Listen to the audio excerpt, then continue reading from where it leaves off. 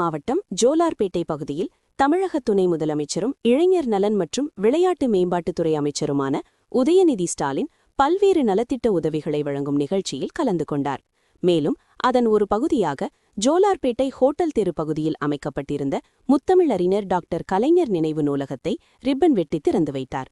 பின்னர் நூலகத்தை பார்வையிட்ட அவர் நூலகத்தில் உள்ள புத்தக பதிவேட்டில் கையெழுத்திட்டு தனது வாழ்த்துக்களை பதிவு செய்தார்.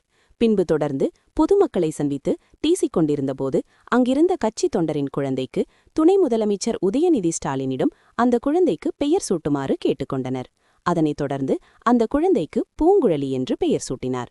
இந்த நிகழ்ச்சியில் இளைஞரணி நிர்வாகிகள், கட்சி தொண்டர்கள் மற்றும் பொதுமக்கள் பலர் கலந்து கொண்டனர். செய்திகளை உடனுக்குடன் தெரிந்து கொள்ள லைக் பண்ணுங்க, ஷேர் பண்ணுங்க, சப்ஸ்கிரைப் பண்ணுங்க, மறக்காம கமெண்ட் பண்ணுங்க.